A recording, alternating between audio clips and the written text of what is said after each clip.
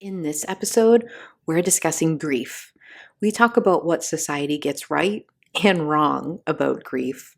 We look at the steps and stages of grief and even discuss ways that you can grieve without losing someone. Let's talk about what intuition really is. Let's look at all the places intuition and ego show up in your life.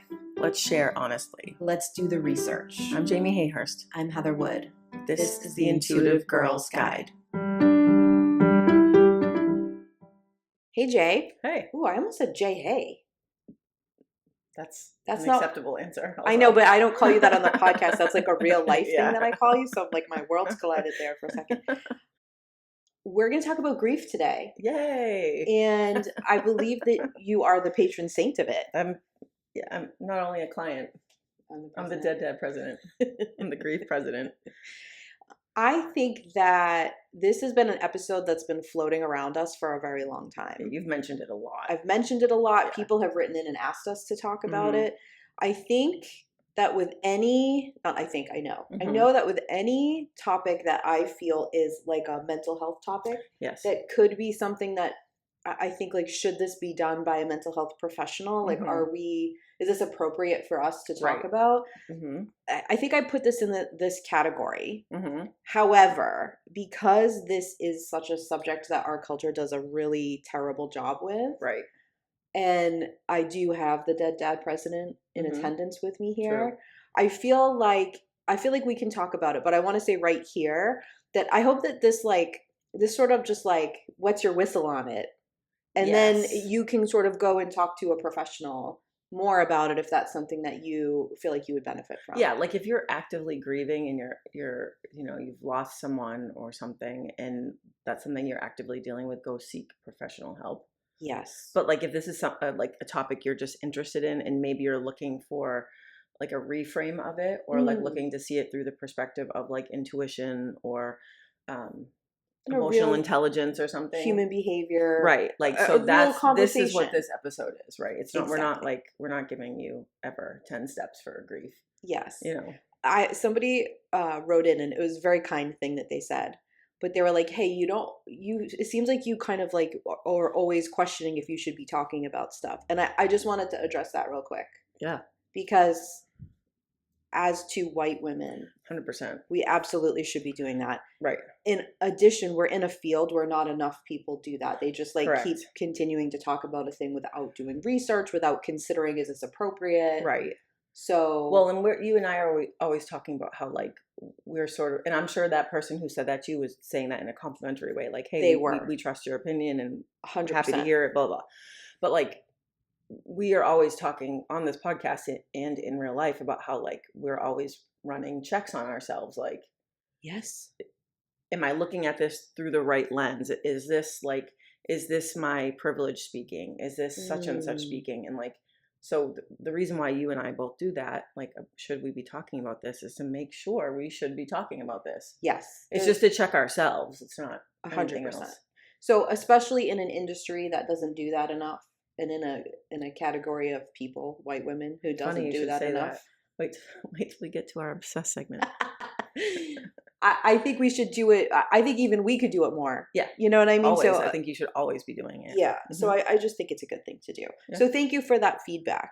Yes. I love that. Thank you for the confidence and the trust. I was just going to say, I love that you trust us like that. But I think the reason that you can trust us is because we put so much thought into that. Correct. Yes. Okay.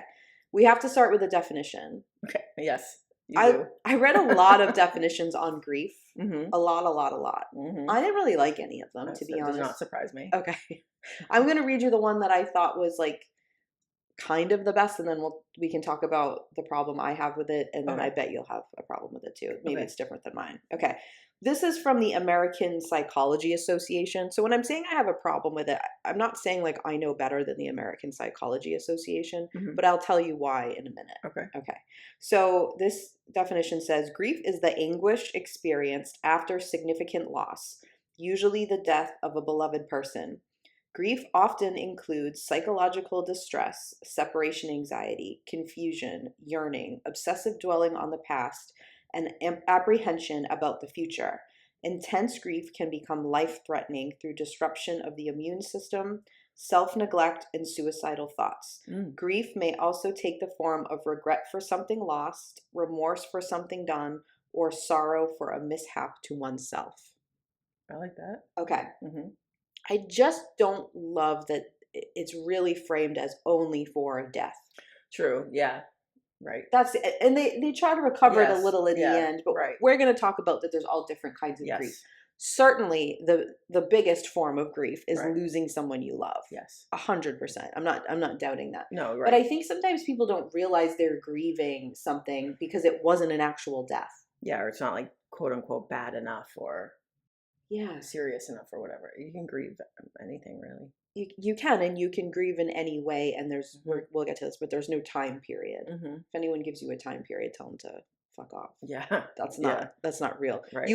Grief is a forever thing. Yes. Grief does not go away, especially something so big as losing someone you love. Right. Okay. So that's my only problem with it. I like how inclusive that is. I like how I read it. I was like, is this too dramatic? It's a comprehensive definition. Yeah, I think grief is dramatic, and so there we go. When you think about grief as someone whose life has unfortunately been full of losing loved ones, how would you describe how as a society we see grief, as someone who's been on the side of other people reacting to you grieving? Well, I think there's sort of two parts. If I were to talk about where we get it wrong, yes, our society, I think is what you were asking, is I feel like we sort of apply patriarchal standards to grieving. We want people to do it in a certain way, in a certain format. It should take, there are X stages of grieving. It should take X amount of time to feel better. You can feel that pressure when you're grieving. You can feel that you should be feeling better by now. This shouldn't be so hard by now. These types of feelings. And also I feel it's also another patriarchal problem, but a lot of the problems that people have with grief are their own personal problems. As a viewer of someone else grieving, we've talked about this in another episode. I forget which one, but a lot of times it's an issue of holding space for people. Yep. And it's an issue of your own emotional intelligence or lack thereof, that you can't bear to watch someone be upset and to be grieving. And so you start to pressure them. Yes. And force them, trying to force them out of it or rationalize it for them. And I think that as a grieving person, the process of grief is hard enough. Yes. Just the loss itself is hard enough. Yes. Coping, getting your bearings, figuring out what your life looks like without this person or this thing in your life. Then you add on top of it the layers of the expectations you feel from other people. Right. And it becomes even more complicated. Yes. Because there's a pressure from outside that I don't think is malicious. Right. But is a misunderstanding of our own human selves. Right. It's a human behavior problem. Right. Yeah. And we have an episode on holding space, which is what you're referring to. Yes, exactly. So in that we do discuss that, but I think it's worth sort of repeating that as human beings, we're uncomfortable with people experiencing certain emotions. Yes. Now, you talk all the time about there's no morality to emotions. They can't be good or bad. But what people would view as bad emotions or unpleasant emotions. So if you're angry, if you're sad, if you're grieving, if you're anything that is not comfortable to be around. You're still depressed. Right. Yes.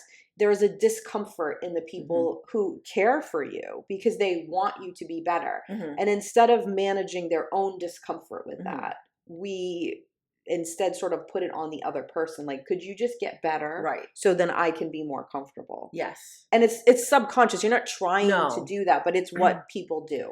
Yeah. I remember, I have a very specific memory of after my dad died, and I was 20 years old, and I was driving to classes. I was in college. And I remember feeling I don't remember what it was about, but I remember feeling I couldn't get my shit together about something. Like, I don't remember what it was, but I remember driving and having this thought of, it's only been like 5 months since my dad died. And then thinking like, the voices in your head and being like, that's a long time. It's almost half a year. Like, like that number isn't going to matter to a lot of people. Yeah. Like to a lot of people, they're going to think it's been 5 months. Like you should be like, okay now, you should be functioning now. Like, I don't think anyone would say like, you should be over it in 5 months, but like, I think I felt the pressure that like, I shouldn't have been as like stuck as I was. And so I was just trying to like, get it together, at least enough to like function, and like, so people wouldn't see it. People wouldn't worry about you. Yeah. Or they wouldn't, like, I wouldn't feel like people were judging me. Yeah. Like, why is this still so hard for you? It's like people's ability to be empathetic and hold space has this expiration date. Well, it's like only when it's just like acute trauma. Yeah. It's like when you're in the emergency, when you're in the incident, when it's just happened, like funeral, wake, whatever you celebrate, however you celebrate someone's life. Yeah. Or whatever. That it's like people can hold all the space for you. They can be there, stop their lives for it, but people can't stop their lives for you 6 months later. Right. But what they fail to realize is that your life is still stopped. Yes. It's not like 6 months after my dad died, a year after my dad died. Yeah. 2 years after my dad died, my life was still in a lot of respects stopped. Yes. And it was, I was getting it together. I was living my life, but I was not functioning. No, you were going through the motions, right? But you weren't feeling like yourself. Right. It was like still calibrating what life looks like. Yeah. And everyone else's life was back to what their life looked like. Yeah, they miss my dad. Yeah, it was a loss for them too. Yeah, they have their own problems. But like I felt that pressure. Yeah. To move it along. Yeah. And like on top of what you're already dealing with, right? Like trying to live in a world that doesn't have this person in it anymore, right? And then you're also trying to sort of mask and perform for all the people around you that you're okay, right? And I think what people fail to really understand what to do is how to be there for someone. Like like when you were saying like you can't stop your life for someone 5 months later. I think that mindset in itself is like really off because. I don't think the person, at least when I've been in a situation of grief, I don't want anyone to stop their life. You know what I mean? But you just want people to be okay with you not being okay. Right. You know what I mean? Yeah. Like there's different ways to support people and reach out. And again, it's intuitive. It's not It's not like what you needed 5 months out is not the same as what anyone else would need 5 months out. Right. 1 day out, 5 weeks. Like you have to react in the moment. You have to be checking in. You have to be, letting people keep an eye on you. Like you've got to be able to do those things. Right. So like it's very hard for people because you can't, like you said before, you can't follow the patriarchal guidelines. Right. And the way, I know I've said this a million times, people think I'm a broken record probably, but like the way as a culture Americans grieve and like after death and the rituals that we do are so far off of what would make any sense to the people who should be being supported.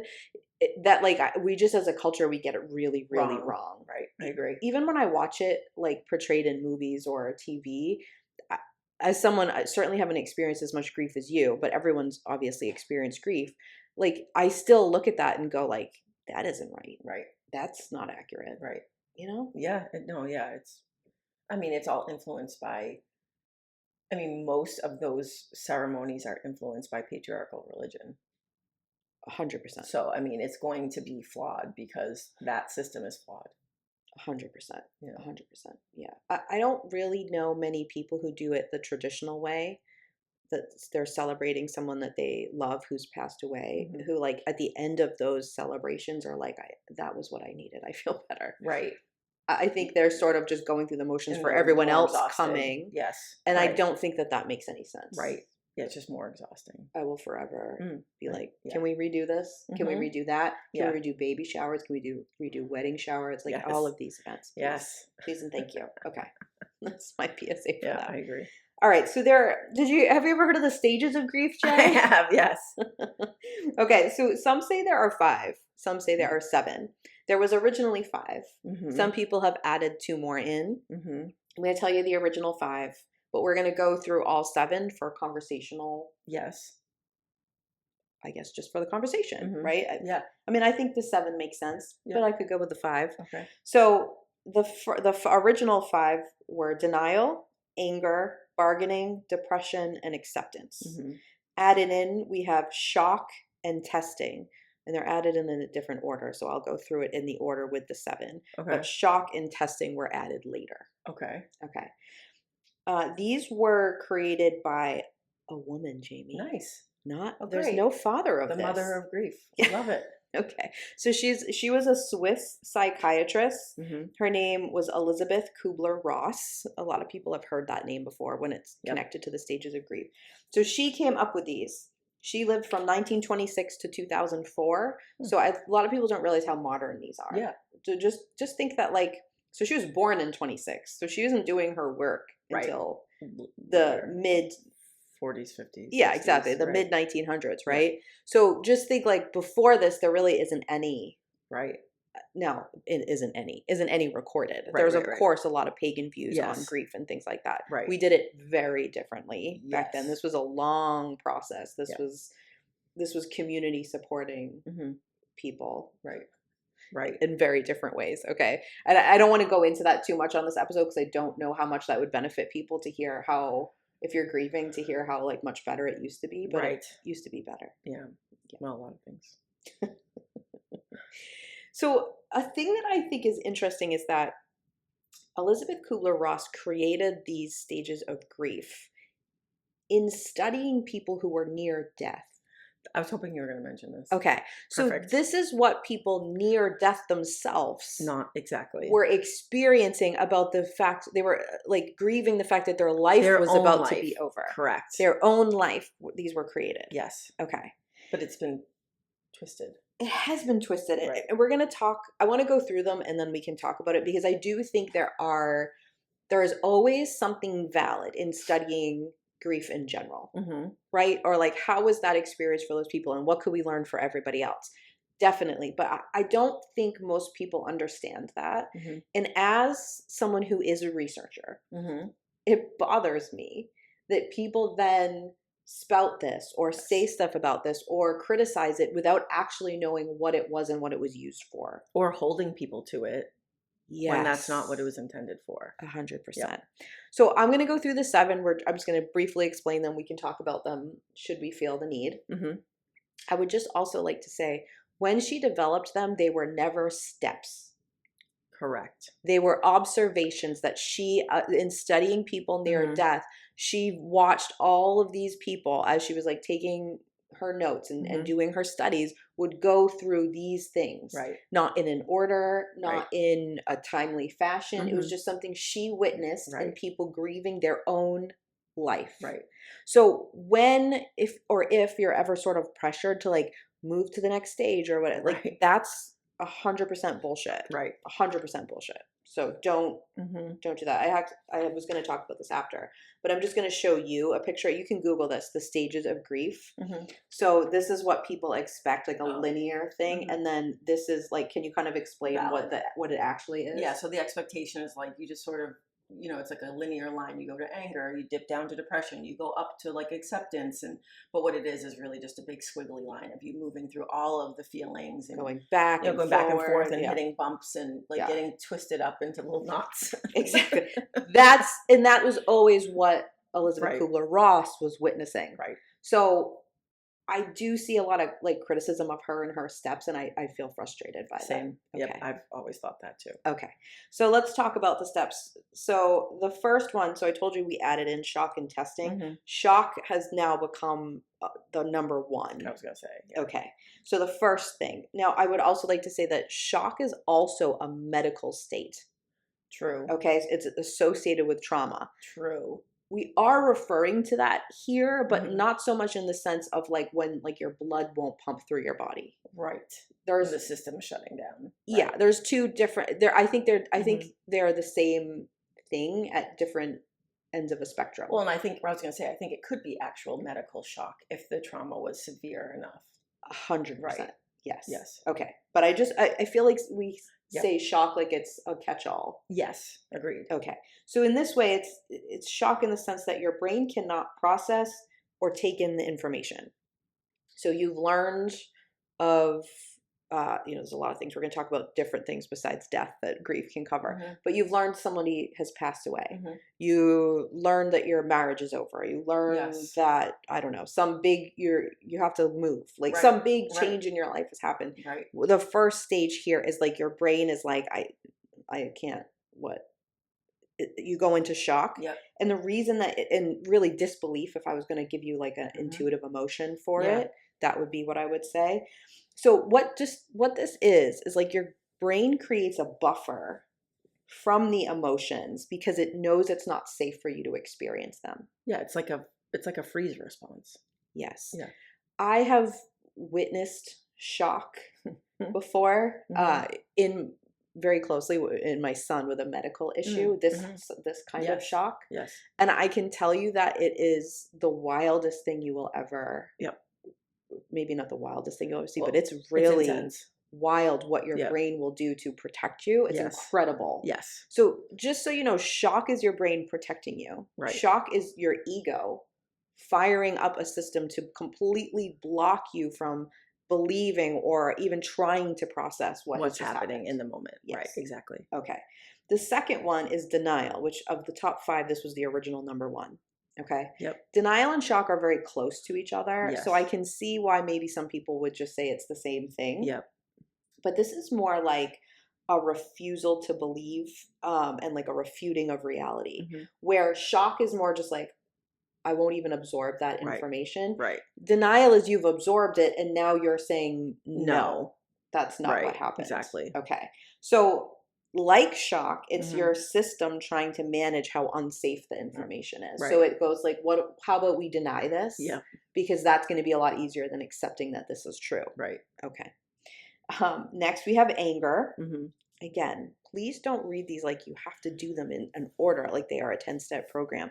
These are just a list of like they're probably ordered in the most commonly I mean, I think they make order. Sense, but they don't have to be that way. No. Right. Okay. So maybe you never felt anger till later. Like you did all the other steps and then you get to anger. Yep. Okay. Yeah, that's okay. Totally fine. Well, because anger also is like not a safe emotion for a lot of people anyways. So I could see people sort of holding that one off until the end. Yes. Where it's a little safer to start to process. Yeah, and it's also not, if you're going through something and there are people supporting you, it's hard to let them see you in a state of anger. It's a very vulnerable state, especially for women, right? Correct. That's why I have my Rage Consumes Me shirt on. Yeah, I love it. Because, I think about my outfit for everything that I do. You sure do. Okay. Love it. Because I feel like, especially as a culture, we're not really good at letting rage consume us. No. Go ahead, let it. Yeah. And show people. Right. Look, go ahead. Yeah. Yeah. Be mad. Right. Yeah. So anger, this can also be directed in many places, including towards, like, if you lost somebody, towards the person you lost, which makes people feel very guilty. True. It could be like medical professionals who were trying to help them. It could be anything like families, deities, Mm. yourself. Yes. Valid. All of them, you know. So I think sometimes people struggle with anger because they feel guilty. Like you might even be feeling angry towards the people who are trying to help you because they, you know, like I'll use the dead dad example. Yeah. Their dad's still alive and they're here. You have every right to be angry at them for that. Yeah.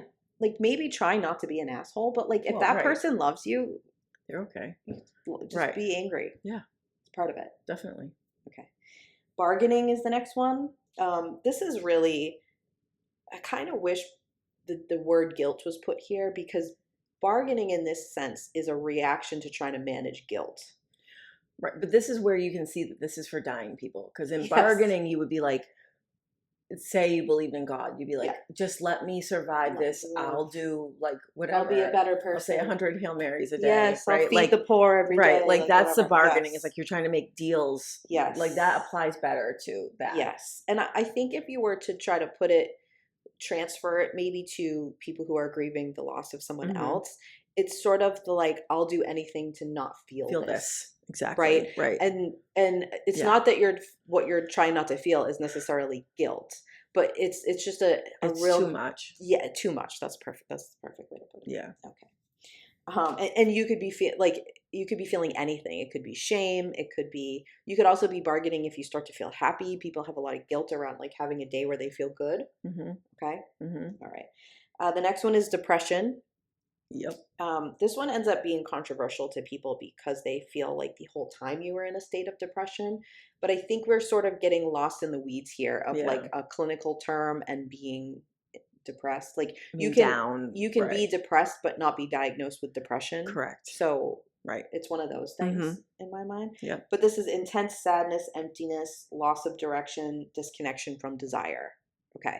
So I just want to point out that it is totally healthy as you grieve to suddenly feel like you cannot be connected to your desire. Mm-hmm. Any intuitive person yelling at you saying like you got to feel your feelings all the time, especially when it comes to grief, even if they're not an intuitive person, but I see it particularly bothers me when it's in the intuitive world. Right. That's ridiculous. Yeah. You have to trust your ego and your intuition to work together. Right. And you get to be like, my whole life just got rearranged. I don't really want to be really connected to all the things I want right now. No. Absolutely healthy and fine. If you stay there for a very long time, is it healthy? No. No. If you're unable to get out of that state, do you need support? Yes. But like it's also a part of healing. Yes. It's a part of coping. Mm-hmm. Okay. And then testing would be next. Now this is an inserted one later. But this is like trying out different solutions to deal with the loss. Yes. Okay. Mm-hmm. Sometimes healthy, sometimes unhealthy. Mm-hmm. I think that's a valid one. That's valid. Absolutely. Yeah. Absolutely. Okay. And then lastly, we have acceptance. What I would like everyone to know about this is that this does not mean that you become okay with whatever you've lost. Mm-hmm. This just means like you're accepted that the loss is part of your new reality and you have some sort of desire to move on with it. Right. Like, I'm going to keep going and keep this with me. Like, you don't heal from it. You have not become better. Like, that's all. We use that terminology on people. Yeah. Oh, that's absolutely. So inaccurate. Mm-hmm. Yeah. Especially if we're talking about the loss of a person you love, you never heal. You never get over it. No, right. You just carry it a little different. Yeah. I mean, you start to heal. You can heal, but you're never fully healed. You're never fully over it. You're never. Have an episode on healing, Jamie. Change, right? I mean, things just change. Like the dynamics change, and you either adapt to it or you don't. Exactly. And I think I'd like to add in here. Please do. That as far as like these stages, and if you're applying them, not to someone who's dying, but to someone as a grieving person. Yeah. I think what a lot of people have a hard time understanding, unless they've gone through a big loss, what I witness people struggling with me, right? When my dad died, and then after that, when other people died, is that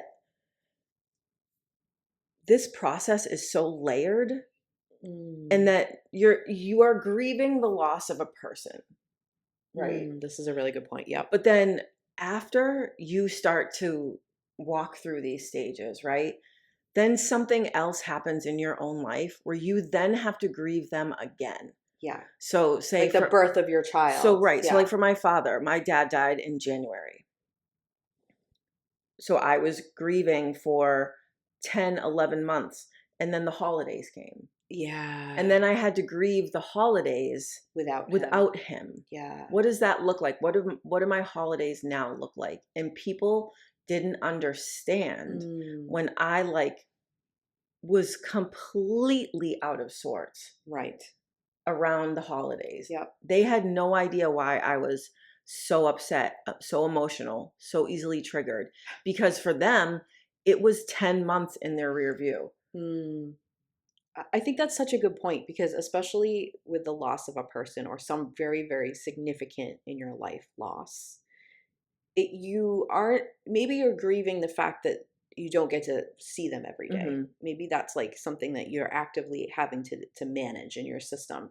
But then there's all these other things that you obviously aren't going to think about like, oh, here's everything that is going to happen that's going to trigger me Right. missing that person, Mhm. or every experience that I now have to experience without them. Right. And so you get into them and then you have to manage them. Right. And it's like still to this day, like this is like a much smaller example, but like there was a moment recently where my grandfather that my kids and my husband never met, Mhm.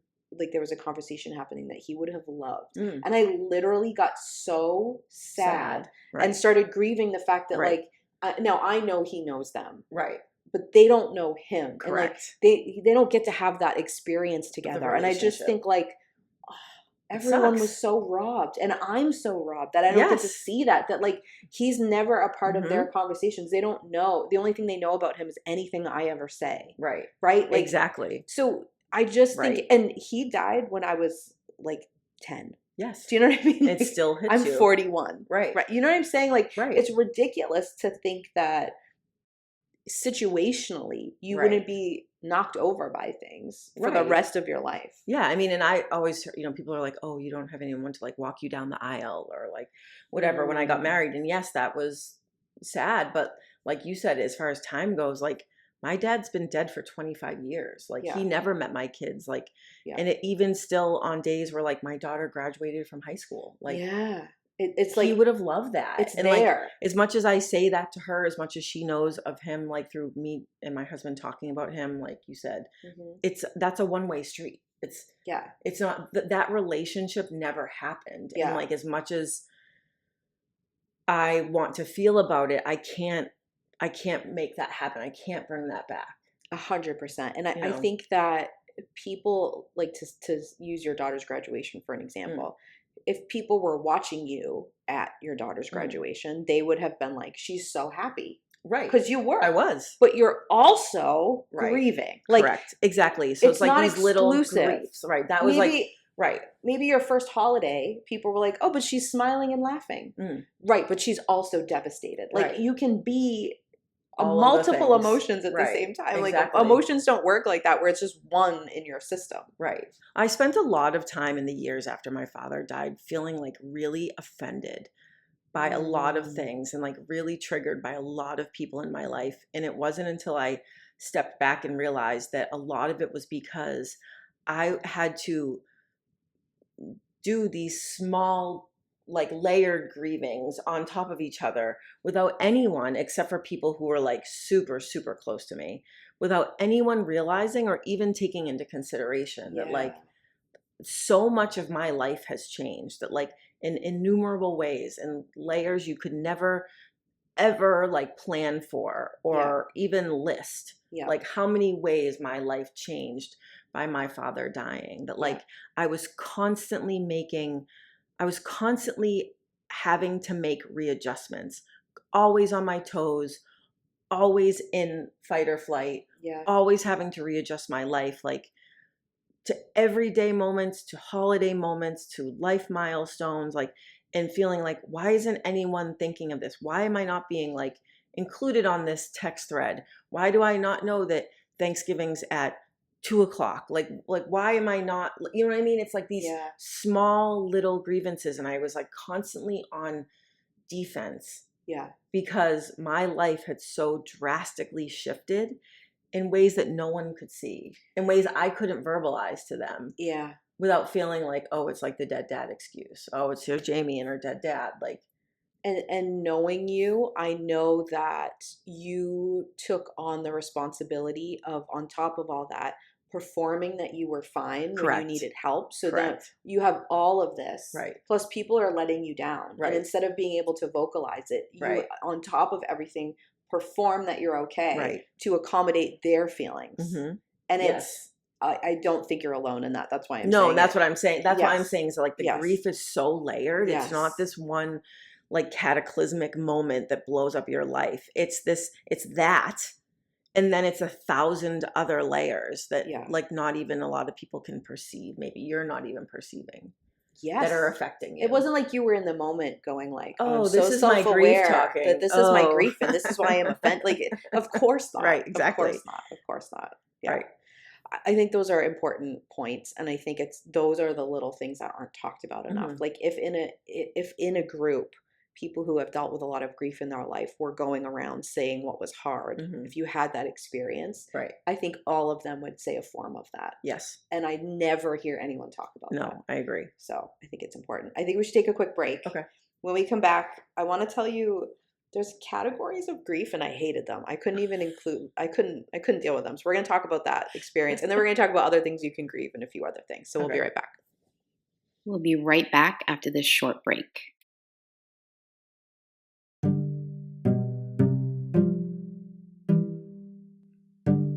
You know what goes great with podcast listening? A great cup of coffee from a great coffee shop. Yep, beans roasted in-house, amazing baristas. You know where I'm talking about. Restoration Coffee. Can we go? Yes, I need an Americano and maybe a panini too. Ooh, I need blueberry maple latte and probably a resto bowl. Ooh, yeah. Check them out and visit restoration-coffee.com.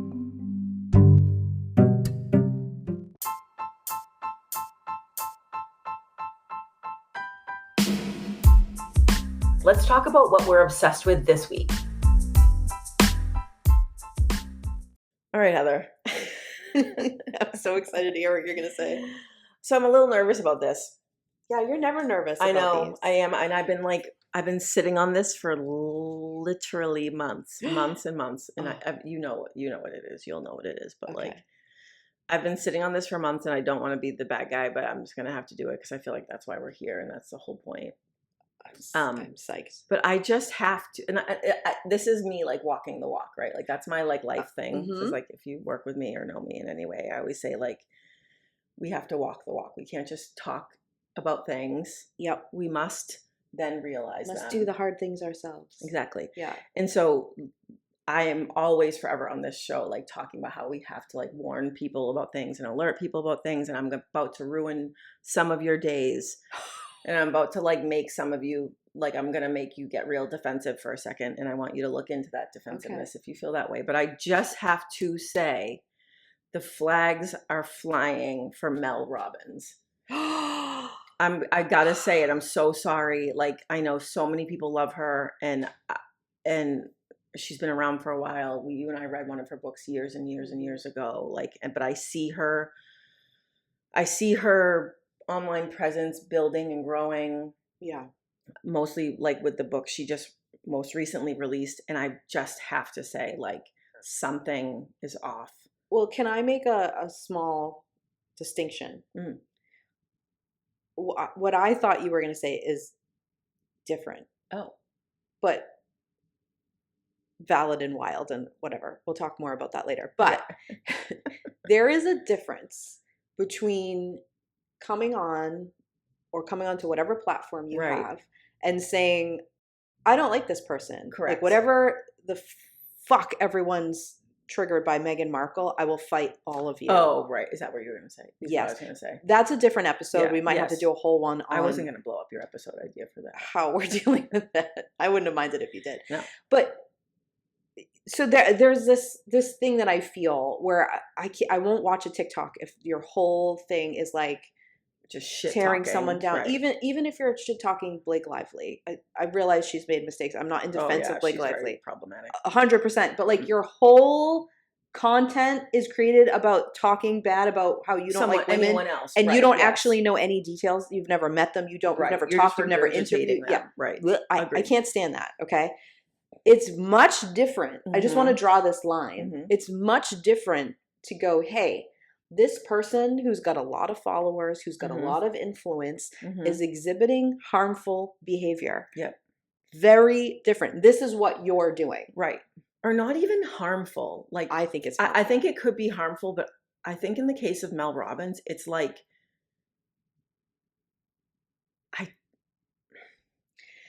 I think it's like she's casting such a wide net without having any real specialty that she hits the mark enough to gain people's trust. And that's not the part I have a problem with, because she's hitting the mark sometimes, but it's the sort of like flailing about of like trying to hit that mark Yeah. that it's dangerous to not actually know what you're talking about, besides like your own lived experience. Yes, she's one of those people who has somehow survived from the earlier 2000s, the 2010s, Yep. of shame-based coaching. Yes. It was real popular. Like the, what's her name? The Rachel Hollis, Girl Wash Your Face, like that type of shit. Jillian Michaels is still Yeah. spouting it. Yeah. It's like it's this like shame-based thing that like people got real into for a while. I remember receiving a lot of criticism as somebody out in the field at that time for not being that way. Yes. Right. Yes. You know what I mean? Right. Like yeah.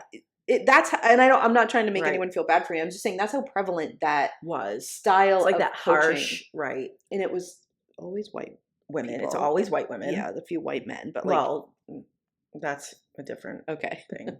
But I would say that Mel Robbins does very shame-based thing. Like Yeah. I see her interviewed, I see her talking. She's even the person interviewing her, giving her a platform, she is shaming. They're shaming themselves to earn her acceptance. Yeah. There's one viral clip going around right now, which I won't say the creator, but he is like shaming, he's debasing himself in front of her. And it's viral because she's basically like, yeah. She's validating it. She's like enforcing the shame. Yes. Yeah.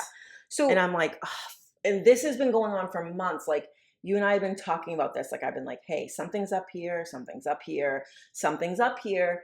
And now I see it like ticking up. Yeah. And then I saw her book in the mailbox of one of my coworkers. And I was like, yeah, fuck, it's gotten out of like the sort of intuitive wellness community. Now it's out in like the regular it's a world. bestseller. I know. And so I was like, yeah, shit. First of all, I will say you and I have never liked her. I've never thought of since her first book. Right. You and I have had an issue with her shame-based stuff, right. But we would never come on and just say that because we personally don't right. like that. I think we reference her without saying her name quite right. a few times. Yep. If you're going back and listening and going, oh, that must have been who she was talking about. Yep, that's who we were talking about. So but this isn't just like we don't like her style. No. This is someone who is promoting you to feel shame. Yep. And she's giving you a book with a workbook attached or exercises to do that are asking you to try to heal something based on shame. And the thing is, you're going to do it. And at first, you're going to feel better. It's going to work. It's going to work. And then you're going to feel way worse. You're going to end up being traumatized by it. And you're going to feel more shame. Yes, exactly. That's how shame works. And so, yes, if you are just reading the book because you want to like do a little better at work or something, is this going to like completely alter your life? No. And you're going to be no. But that's not only who's reading the book. Right. There's people in very vulnerable situations who now see her as an expert, and they make it their whole. And what is her background? Right. So like it bothers me. I don't like it. I have a problem with a lot of Brene Brown, could you please stand up for the right thing? It drives me crazy, your neutrality, but at least you have a degree in the things you're talking about. You know, you have experience. Like, do you know what I'm saying? Like, yes. But I have a problem with that. Mel, you're hurting people. And I don't understand why we're still allowing people to do this shame-based stuff now. Right. I've also sent you a thing of that she has plagiarized this idea. Oh, right. Yeah, I forgot that actually. From a small creator who's trying to, you know what I mean? Like, the Let Them is from a beautiful poem that is taken. And listen. And then when called out about it, refused. All she had to do was credit the author of the poem. Yep. Put the poem in your book and say it inspired you. That's what art does. It's just such a little easy thing to do. Yes. That would have elevated somebody else. Yeah. Yeah. Thank you for bringing that back up. Now I don't feel as bad. That's why I was saying why I do think she's dangerous. Like that. Yeah. That's not okay. Yeah, agreed. And if you're taking your life advice from someone who would do that, I know, and I know that there are people who listen to this podcast and also probably really love her, and so that's why I said that some of you are going to feel defensive. Yeah, fine. But this is another. Listen, we're not asking you to just take what we say and just verbatim use it. That we speak out against that all the time. That's a cult. That's religion. That's all these things that we red flag all the time. Right. Okay. We're saying critically think for yourself. Look into it. Please take this into consideration. If you're doing that, reading her book and you thought like, well, some stuff was great, but I did feel a lot of shame. Maybe this validates that for you. That's my hope. Right. Or if you're like, no, fuck you guys, I love it. Cool. But maybe just be cautious who you recommend it to. Right. Yeah. Yes. That's why we can't recommend books to people. I know. Exactly. Right. And that's why people will say something like, oh, I just read this great, And I'm like, just let them book. And I'm like, yeah, the concept's awesome, but it's not her concept. Right. And it's, Yep. That's it. So I'm just always like, oh, Yep. to the person, like, oh, just be careful. Yeah. Please be careful. Yeah. All right, Jay. Yes. Back to grief. Mm-hmm. So there's a list of different types of grief. And I don't mean like what we're going to talk about in a minute with like how you can grieve stuff besides just death. But grief is categorized into different types of grief. Okay. And I couldn't. Well, I mean, this is like the 10-stepification of everything. Like, I know humans like to categorize things and put themselves in boxes. I get all of that. But sometimes you cross the line of it and it stops being helpful. Agreed. I think, so I read a lot of different takes on it. It wasn't just me. Just because I have a problem with something, I don't just go like, hey, we're not including it in the podcast because I don't like it. Okay. Right. I then go to see like experts in the field, Right. psychologists Yep. and mental health experts. What do they say about it? And a lot of them don't like it either. Got it. So I'm not alone in this. Okay. So you can Google them if you'd like, but I'm just going to tell you 3 of the terms used. All right. Because I don't even want to give it a lot of light, but I want you to understand. I want to hear them now. Okay. You've intrigued me. Normal. Grief. Yep. Okay. Chronic. Mhm. Traumatic. Oh, no. So you could be diagnosed with traumatic or normal or chronic. Oh. No. Those are the kinds of names they have. Yeah, Do you so that's see? like so that's like when you get into like the sort of, and I love medicine and science where I'm not anti any of that. No. But like This and that. right. But it's We like like essential oils and sometimes natural cough drops. and But we also get vaccinated. Exactly. Exactly. Yeah. That's like saying a cyst is like a small cyst. Right. Right. Like I don't want to out anyone here. It's not anyone in Me. this room. No, I know. Like saying a 4-centimeter cyst is like small. Yeah. If right. that's not small. No, Like and what good does that say? Like medically, Yeah. yes, it might be Oh, that small. makes me feel so much better that you just said my cyst was small. We're not talking about me in this situation, No. but yes. No, right. like, Just but like as an on your example. ovary, 4 centimeters is fucking huge. How about just at all? So that's what I'm saying is like normal grief is trauma. Is there traumatic. normal grief? Right. Is Yeah, there got it. traumatic grief? Yes. Is there chronic grief? Yes. Is there anything that's not any of those kinds of griefs? Yeah. Do you see? Yes, but that's where labels become detrimental. And like, how can you tell? Right. Oh, your grief seems real Yeah. traumatic, Jamie. Or does How does my that grief benefit look you? normal to you because I'm so good yeah. at masking Yeah. and people pleasing and Yes. performing that you don't know that Yeah. I'm actually experiencing chronic and traumatic grief. Yes. It's just they're all those things. Right. And they're all Right. how does that help anyone to label anybody those things? Right. You're experiencing grief and this is what it looks like. Yeah, it I don't sounds like see. it sounds like it's like for writing. It sounds like it's for like a therapist writing notes. Like, Yeah, but I still don't even see how that's helpful. but to even be like honest. don't tell me about that. Leave that in the file. If you want more on that, you can Google it, but that's as much Yeah, as I I'm feel all like set. I want to talk about that. Yeah. Okay. All right. So let's talk about some ways or some things you can grieve that's not just death. Because listen, we don't do a good enough job talking about death and grief and any of that. That could be a whole episode. No. Yeah. Okay. I'm not trying to belittle that. Right. But we grieve a lot more than just death. And I think people go through these experiences and they can't quite understand what they're feeling. Right. And it's grief. Yes, and I think that so you do this thing. You've already done it, I think, twice in this episode. What do I do? That you do like it's not as bad. Oh, You do that all the time. well, I usually do that about myself. You did it about yourself. Oh, I did? Comparing your grief to my grief. You did it twice. Oh. Saying that your grief wasn't as bad as my grief. But what I'm saying that I'm not calling you out just to embarrass you. I'm saying I think that that's been called out before, so I don't, you called I don't yourself think out on anyone's it. surprised. Yes. But the thing is that, yeah, so my dad dying, are you sick of me saying my dead dad? I don't care. Not you, I mean listeners. This is how society makes people feel. Like if you say it too much, it's like I feel I'm like that was harping my on it. reaction. Like that's Like, why I don't want to downplay it. but like, yeah. so like my dad can die, and yeah, is it worse than like you like getting fired from your job? Yeah. Yes, it is. But it also, if I have the emotional intelligence and the empathy, Yeah. it actually makes me better at understanding you and helping you through that. So like it's like we have to stop comparing.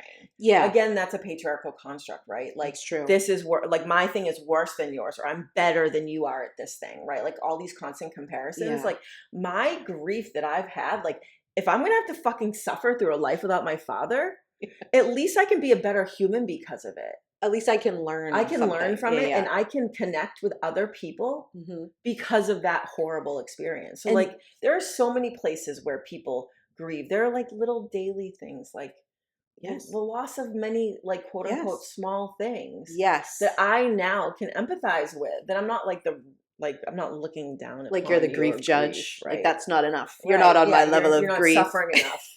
I think so. You might be the president of the Dead Dad Club, but I'm the president of the Downplay Your Own Shit Club. Hell yes, you are. Okay. As that, I think in saying it, my intention is to make the people who are doing that to themselves thinking like they're gaslighting their own grief because it's not as bad as somebody dying. I would like you to have some validation now. Yes, I agree. Because again, it isn't as bad.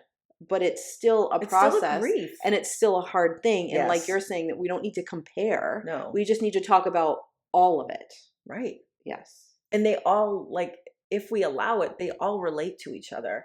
Grief is grief is grief.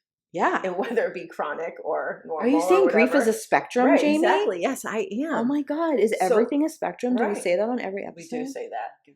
So like if you can allow yourself to see grief in all the places that it lives, you're going to be able to better cope with it and help people better with it. You know who hates a spectrum? The patriarchy. Absolutely. Okay. So besides death, here are some other ways that you may grieve. Losing someone, like not to death, but maybe like in estrangement, like a family member, or in a divorce, or a friendship, or a coworker. I've seen a lot of that on social media. People talking about, especially like boomer parents that they've lost to MAGA. Yeah. And people writing in the comments like, it's so hard grieving a parent or a sibling or a whomever in your life, like grieving them while they're still alive. Yeah. Because you can't have a relationship with them anymore. 100%. And there's a lot of reasons why that could happen in your life. And you can still love somebody, but you can't, you have to have boundaries and they can't be in your life maybe in the way you wanted them to. And there's like a whole trend of like best friends. Yeah. Like having like long-term best friends that all of a sudden like. Oh my God, if you tried to leave me, no. I'm sorry. I'll fucking drag you back. I'll drag you back by your rainbow scarf if I have to. But this is very valid. Yeah. Very, very valid. That's grief. Okay. Financial grief. 100%. Okay. Maybe you had a financial status that you no longer have now. Yes. You lose money in something. You go through a hard time. Very You lose valid. a job. You lose a business. Yep. I was just going to say the next one is a job, connected, obviously, or a role. Yeah. In someone's life.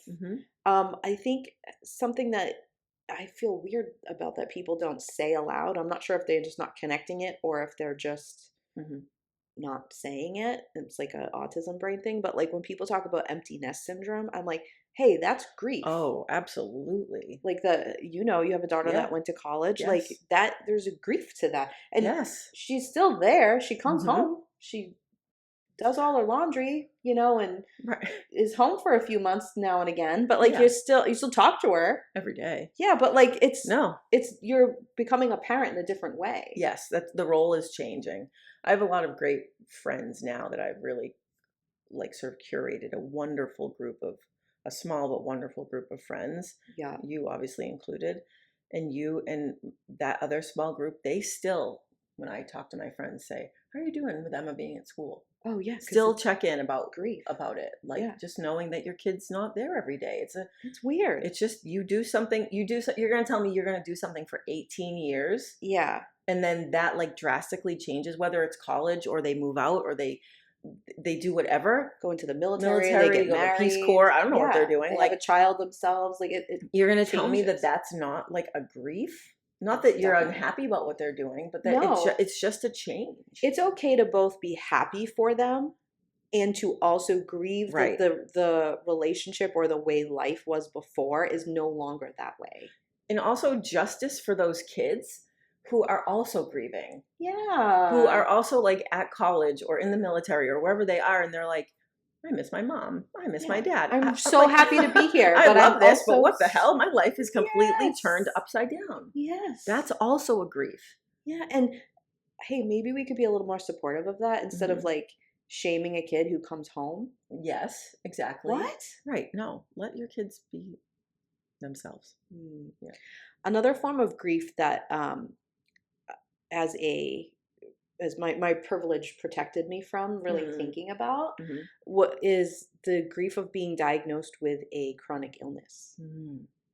Yes. My ableism made me a little bit blind to even, I mean, it makes a ton of sense, but Yes. I don't think I would have put it on my list unless I was like searching for it. Well, no, I actually experienced that Mhm. when I actually haven't even been officially, well, maybe a little bit, but I haven't been like officially diagnosed with ADHD, although my primary care doctor You have and been I officially diagnosed, Jamie. I haven't had like a neuropsych, but my primary care doctor and I There's talk other about ways it. to be Yes. diagnosed. Okay. But thinking about there's a grief when you get a later in life diagnosis of something Yeah, and you yes. look back on your life and you're like, oh, that's why this has been hard for me for so long. Yeah. Oh, that's why people were upset with me or this frustrated people or X, Y, and Z.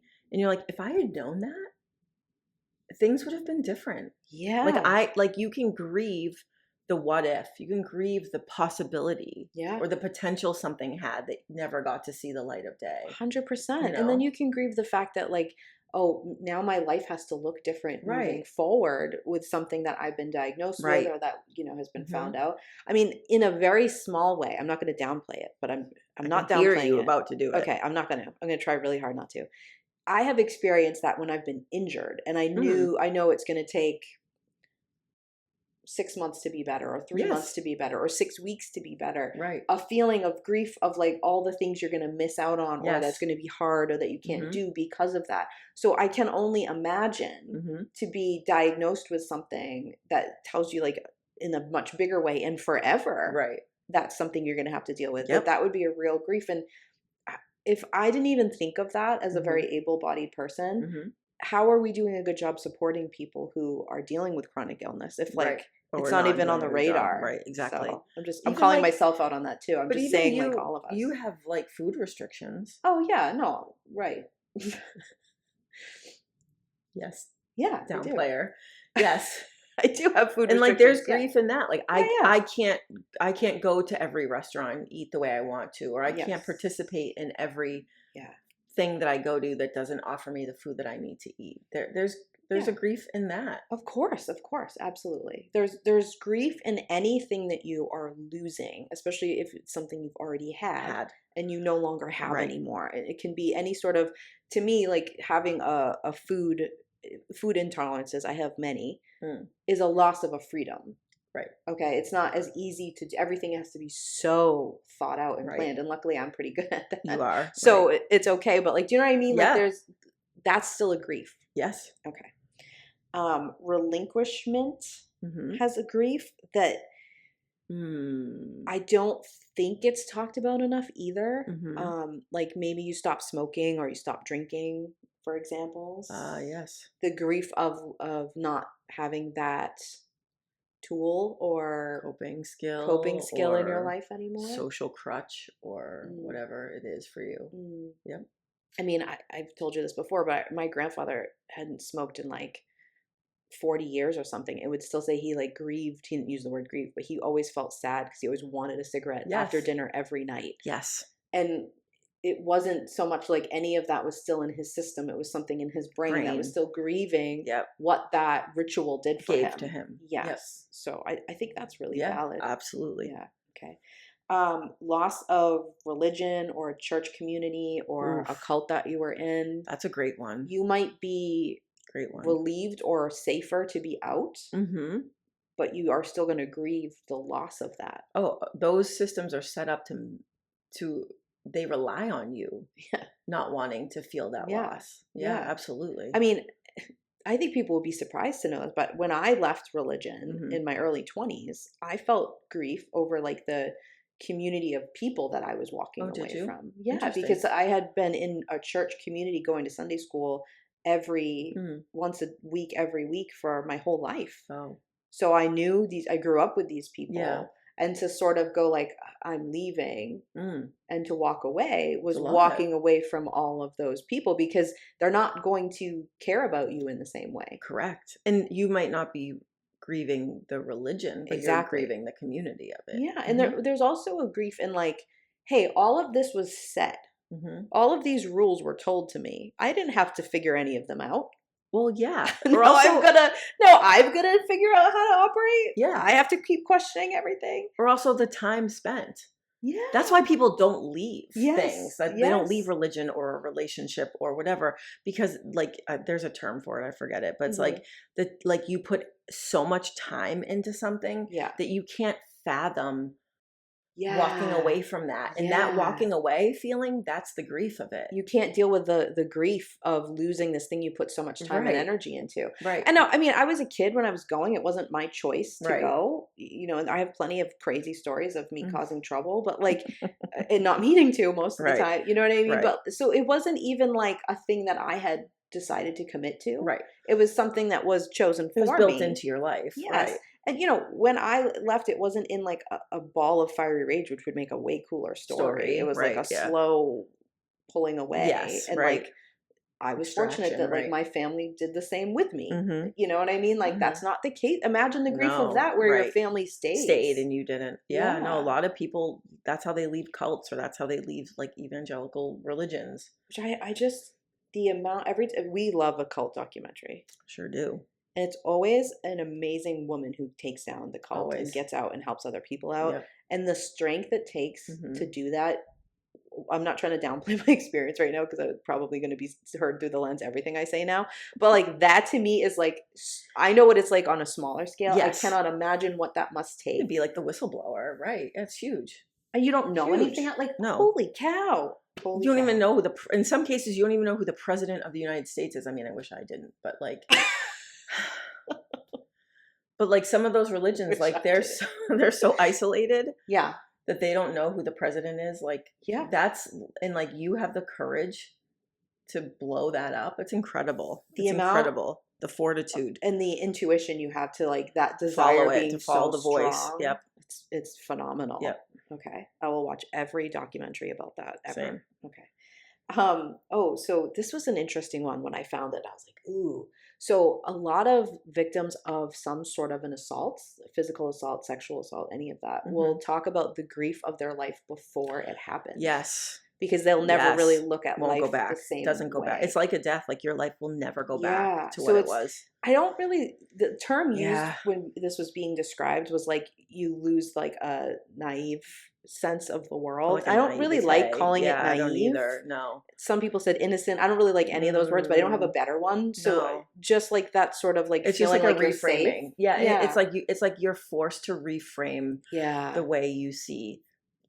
Like that's theoretically like one incident that happens to you or to your body or whatever it is, but it what people fail to realize is that it makes you reframe how you see the entire world. Yeah. It changes how you see like systems in this country, like systems of oppression. It makes you change how you see the people around you based on how they react to you or how they support you or don't or blame you. Yeah. Like you have to reframe your entire life in a 100%. situation like that. So I think maybe a better way to say it then is to say like the loss of the old framework. Right, exactly. Yes, I like that. Yeah. I don't like the loss of innocence. I feel like that's Mm, has a victim innocence, blame thing yeah, going and on. innocence is also Yeah. patriarchal. Yeah. Yeah. No. Okay. I like yours better. Thanks. Okay. Moving. Even if you want to move, you can grieve your Mm, old home, your old yes. community, your own neighborhood. Even if you're like, I can't wait to get out of this place.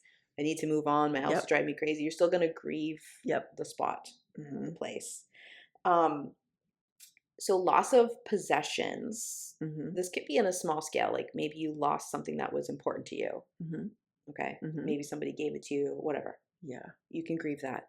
But something that I see in doing like disaster relief work is this intense grief of like people who have just like lost all of their things.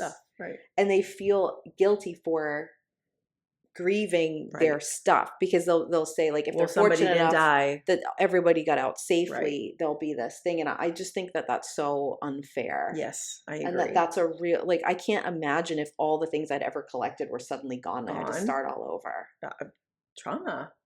Yeah. That's trauma. It's its own trauma besides the fact that maybe you were in a disaster or a fire or something like that, right? That's the layering.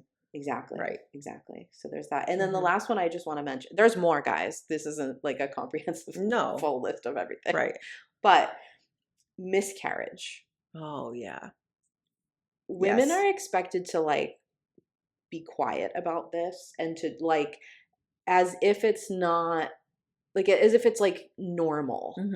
And I hear a lot of people say like, well, it happens to like, I feel like the figure is really high. It's like 85% of every woman has experience. I've been fortunate enough to have never experienced it, but I'll tell you like we just sort of expect you to not say anything about it. Like you go back to work and just be bleeding. Right. But like, we don't let people acknowledge it. We don't talk about it. There aren't a lot of supports for this. It's sort of just like, oh, well, that didn't work out for you. Right. And yes. And I think what people fail to realize, and again, some of that is it's that person can't hold the space. Yes. Right. Like they can't empathize enough and they can't hold the space for that feeling. So they just want you to go ahead, move along. This wasn't that bad, quote unquote, right? Like it's not that big of a deal. That you weren't even that far along. Like these are the things you hear. Yeah. Regardless of all of that stuff, a lot of the grief lies in the what if. Yeah. The what should have been. Yeah. And that is now not happening. Yeah. And so you again have to reframe how you're looking at the world or how you're looking at what your family structure is or your family dynamic was going to be and now isn't. Yeah. That's where the empathy should be, not like, oh, you're only X amount of weeks along. You can try again. Like, first of all, that's really insensitive. Please don't ever say that. Right. But like, that's what I hear people. I hear people saying people are trying to that, minimize it to make you feel better, but that is not effective. And it's not even making them feel better. No. And and you look like an asshole. But like, that's the opposite of holding space. But the lack is the potential, like what should have been there and now isn't. Right. Exactly. And it's one of those things that's sort of like having a period where like you're just expected to like have it, but like make sure you don't let anyone, especially any of the men around you, know. Right. We don't so that we don't make them uncomfortable. Right. I really do think the miscarriage thing comes from that. Yeah, and I mean I think we've seen so much growth in our society about like women talking about infertility and loss. I think it's getting better, but I think we still have so much work to do there. It's too slow though, in my opinion. I'm just really proud of the women that I see that are like, no, I'm talking about this. I'm talking about these miscarriages and my rainbow baby and all that stuff because that's important. How far we've come in probably a short amount of time. Right. But just that we still need to do way better. Absolutely. Yeah. Okay. In grief, there are 3 C's. Have you heard of the 3 C's of grief? And this is supposed to be your approach to coping with your own grief. Now, I'm not really... personally, I'm someone who loves alliteration. Same. But like when it comes to like how you should deal with your feelings, I don't really love when someone's like the 3 C's or the 10 steps. But I get what they're trying to do here. So the 3 C's are connect, which means to try to stay connected with people who validate and support you, because there is a sort of like a self-preservation thing of like isolating when you're grieving. Yeah. And isolating is okay, but you do need to make sure you a good isolation, period. You are very good at isolating, So like, but you still want to keep yourself healthy with boundaries. You don't have to have someone watching you 24/7. Make sure that there are some people around you who you're letting check in. Yeah, exactly. Check in. Okay. Communicate is the second C. So share your thoughts and feelings with safe people who don't judge you. Mm-hmm. Okay. And the other one is choose your approach to coping with your grief. Okay. I think what they mean is just like put some thought into how you're going to cope. Right. Like, how are you going to deal with the holidays? Like, how are you, and choose is kind of a weird word. Like, I choose to just be fine. But like, hey, I choose to have a support person and maybe leave early, or just like create like a little plan for yourself that you can adjust. Mm-hmm. So those are the 3 C's. They're fine. They're okay. Yeah. I don't know. Think what you will. We've kind of talked about this, but I just want to sort of reiterate real quick at the end here is that like the mistakes people make in supporting people who are grieving. So as someone who's experienced it, I'm not downplaying it, Jamie. I've just experienced it. And also as someone who then did research to see what people who were grieving said they wished people did. Mm-hmm. That's me. This is what I found. Okay. They need space held for them. So people aren't holding space. Like you have said, it's sort of like an expectation to be better for the relief of the person. Yep. How are you feeling? Oh, got it. How can I support you? Okay. On it. Like, that's all. That's it. It's pretty easy. Yep. It's just not the like, oh, well, you should be better, or at least it's not this, or just zip it with any of that. Yep. Okay. And you don't have to try to force them to feel better either. No. Okay. Just check in. Yeah. Can I tell you about a mistake I made with someone who was grieving one time? Sure. So one of my good friends had a really traumatic breakup with somebody that they really, really loved. Mm-hmm. And I went over with a few other people to like make sure they were okay, like not let them be alone. And I was so angry at the person who did this to them. That I started spouting my anger to them about the person and all the things I wanted to do to them, and that they were an asshole. Yeah. And one of the other, I mean, yeah, one of the other people there pulled me aside and was like, hey, cut the shit. This isn't about you. That's not what she needs right now. Right. I mean, I was probably like read the room. 19 or 20. Right. Yeah. Yes. But that always stuck with me of like, but I want her to know how mad I am. Right. On her behalf. It isn't about that. Mm-hmm. So I could have just said it once and let it go. Yes. And if she wanted to talk about it, then picked it up. But like you said, it's a read the room thing. Yes. Again, I just don't want to sound like I'm preaching like we always do it perfect. Like it's just about tips to, know better, do better. Yeah. Okay. You have to use intuition when you're supporting someone who's grieving. I said this before, but like you have to react to the person in their moment. You can't be like, when I see Jamie, if she's feeling grief about this, and she's sad, I'm going to do this. Like that. No. When I see you and I talk to you for a minute, I'm going to use my intuition and my understanding of emotional intelligence to then support you in the way you need to be supported in that minute. Right. And there's no expectation to be perfect. Right. Anybody who's ever needed anyone was just glad that somebody showed up. Yes. Okay. Mm-hmm. I would love you to show up imperfectly for me. I have a hard time letting people show up for me.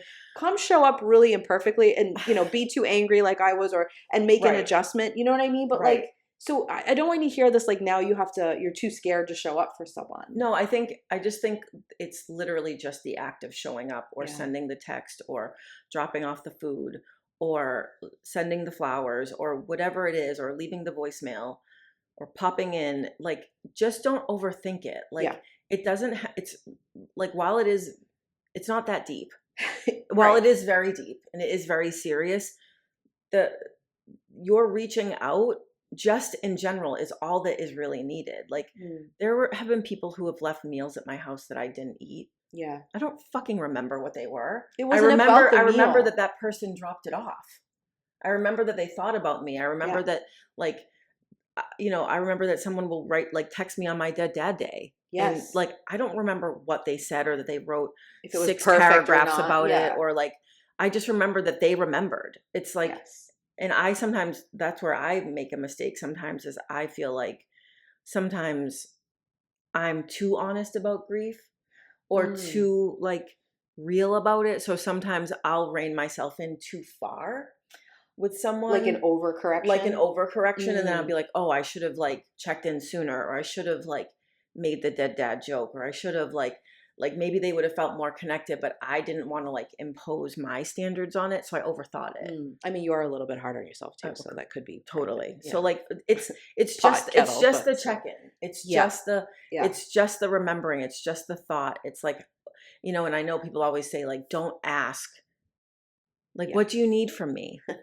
Like, how can I help you right now? If someone's really grieving, they don't know. Like, just show up. As the queen of watch me do whatever I'm going through and watch me not need anyone. Like, watch this, everybody. I got this. Like, yes.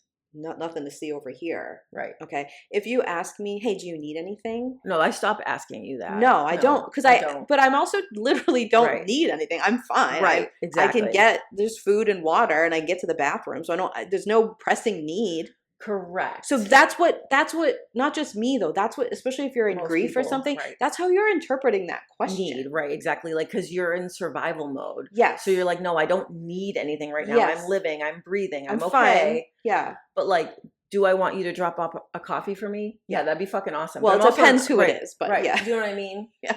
Yes. You know, like just the thing. Just do the thing. Just do the thing. Right. Hey, I'm gonna be in the area. I'm gonna drop off something. Any preference, this or this? I'll answer you on that. Right. I will answer you on that. Right. Otherwise, and I'm not saying barge down the door to someone. No, I might not answer that. I'd be like, no, you don't have to do that. Just do it. Well, that's why I'm saying, like, if I'm saying I'm coming by, I'm gonna bring something from the store. I'm thinking of grabbing this or this. Right. I'll make a decision there. But if you're like, what can I get you from the store? I'm gonna say nothing. Nothing. Yeah. Yes. Right. I have trouble asking my husband to the point that I offend him because I'm getting up and limping or I'm half dead and I'm sick and I'm like crawling to something that he very easily could have stood up and walked over and got and would love to do for me. Right. Like it isn't because I think I know like I'm trying to do something to someone else. It's my own brain. Yeah. Right. So it's like, but also think appropriately. Like don't just show up at someone's house you don't know that well. No. You and I are both a fan of sending the text to someone that's like, you don't need to reply to this. Right. Just want you to know. Yeah. Yes. I heard and I'm sorry and I'm here. Yes. Maybe you don't know them well enough, but somebody if it's someone I don't know, that. I'll do that and say like, if you need me, let me know. I'm here. Right. Yep. I just want you to know. I heard and I'm here and I care. Yeah. I don't need you to respond. You're on my radar. Right. I don't. Yeah. Right. But if you need me, I'll show up in a second. Like, so you've got to, again, that's why it's not a 10-step program. No. You've got to read the room you're in. You've got to react in the moment that you're in. Feel the feelings, like pick up the vibes, however, like those, whatever works for you. But just not everyone's the same. No. Like I know what to do for you because I know what bullshit you're going to pull or what you're going to say and whatever. So I know that. But somebody else, when they're saying something, I don't know. Right. So I can't just go, well, with Jamie, I do this. Well, I'll do that to you. Right. Exactly. You know what I mean? Like you have to sort of, it's intuitive. Okay. That's intuition. And then lastly, grief. This is just my statement. You can tell me what you think of it. Grief is not manageable, but people are just doing their best to manage it. And I think if you read it or like thought of it that way, instead of being like, oh, how are you dealing with your grief? How are you you seem to manage your grief well. No, it's not a manageable thing, especially like a death. Right. It is not manageable, but people do their best to manage it. Right. And if you saw it like that, you could just be supporting someone in managing it instead of trying to get them to heal so it was just easily managed. Yep, exactly. That's a great point. Okay. Anything else you'd like to add as the dead dad president? No, I have one point I was kind of like trying to hint for you to make before. I can cut it out if you don't like it because you didn't pick it up and you always pick up my subtle hints. Well, also like you can grieve a death from like you lost your mother. Oh, I almost did say that. Okay. No, is that okay to bring up? Yeah. Okay. No, I just couldn't like I didn't float it. No, it's fine. No, it hit me. Go ahead. Okay. Like you don't remember your mother passing away. Yes. Your father passed away when you were 20. Your mother passed away when you were how old? My mother when I was 13 months old. Okay, so just over a year old. Yeah. But like that doesn't mean that you don't grieve her loss all the time. Correct. That's more of like that's more of the what if. Yeah. Right. Like, and it's a trauma, but it's not a trauma. It doesn't feel like an acute trauma. Right. It's something that I didn't realize was a trauma for me till I was an adult. It just felt like something I never had. So why would I miss it until you realize that it's the potential of what having a mother is, or like every Mother's Day not having a Yes. mom. That's the layering, right? Yes. Of like, well, everyone's like getting Mother's Day cards and I don't have that. I Right. don't have to do that, but I can't do that. Right. Right. So it's the what ifs Yeah. of loss. Yeah. And I think are really hard to overcome, Yeah. you know. Right. But like with my father, it was more painful Yeah, it was someone in your life. because I knew him and I knew what he would be. I knew the father-in-law he would be. I knew the grandfather he would be. I knew the dad he would have continued to be for me. So I could visualize that loss. Yeah. And so it makes it more painful to not have it and to see my family not experiencing it. But I didn't know the mother my mother would be. So it's more nebulous and it's more abstract. It's this sort of it's like the loss of something you didn't get to have that you Right. should have had. right. So like I don't know what it would have been, but I should have been given a shot at experiencing it. Yeah. But it's harder to quantify that type of loss. And I think that it's just important to say because like the way you miss your father Mm-hmm. and the way you miss your mother are very, very different. Yes. But both are very, very valid. Yeah, and they are both very impactful on my life. Like Yeah. they have had huge impacts on my life in very different ways. Yeah. So it just goes to show that like grief in any form and in Mhm. any way you experience it is incredibly valid. Right. And because it's not spoken about enough, Right. like I think it's kind of assumed that, oh, well, you don't remember your mom, so you don't grieve her. Correct. Right. And that's just so ridiculous. And it's or like I so- don't want to bring it up. Like, oh, Jamie never had a mom. Like I don't want to bring that up. It's awkward. Yeah. Well, it's here.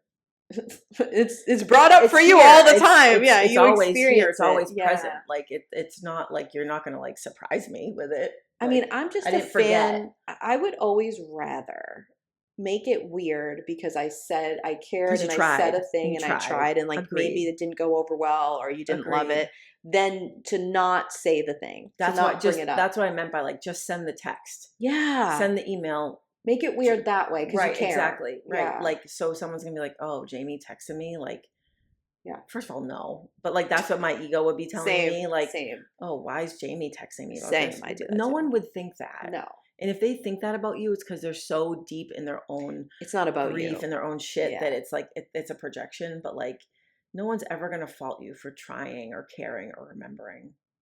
Yeah.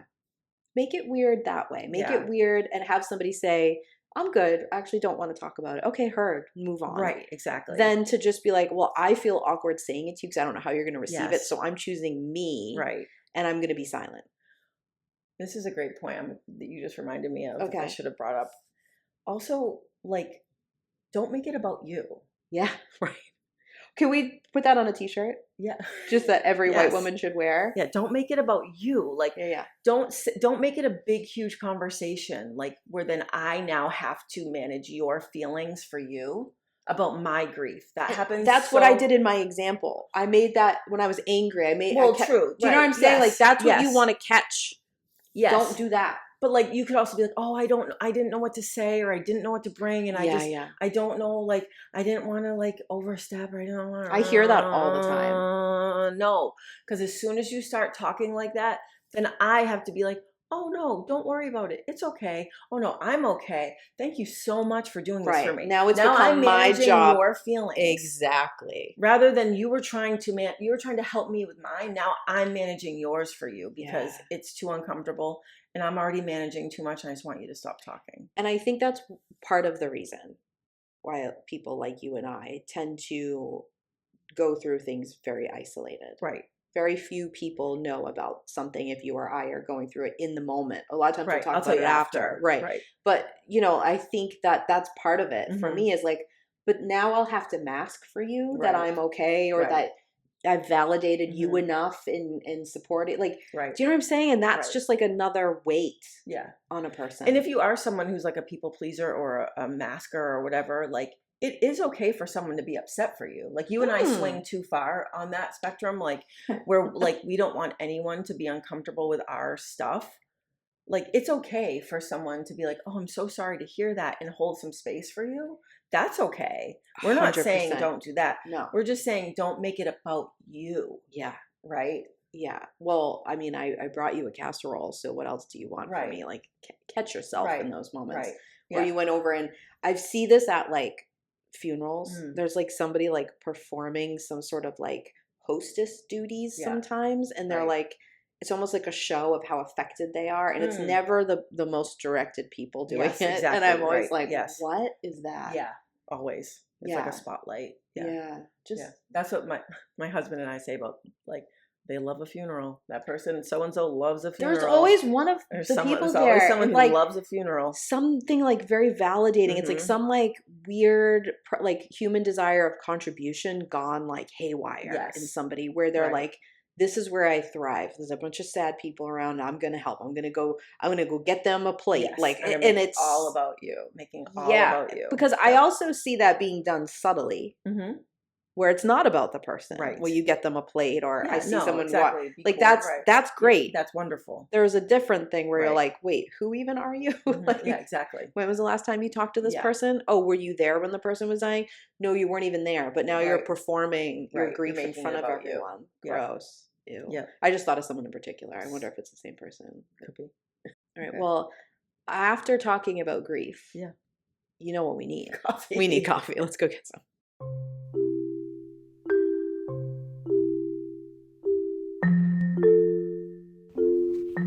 Hey everyone, Heather and I have an ask for you. If you love this episode, or if you love the IGG, can you do us a favor?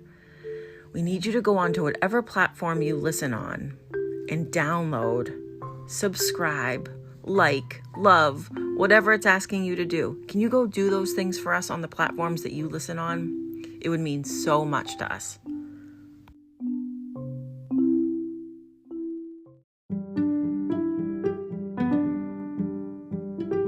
Thanks for listening to our episode. For a way to get in touch with us, please visit our website, intuitivegirlsguide.com. We love hearing your feedback on our episodes.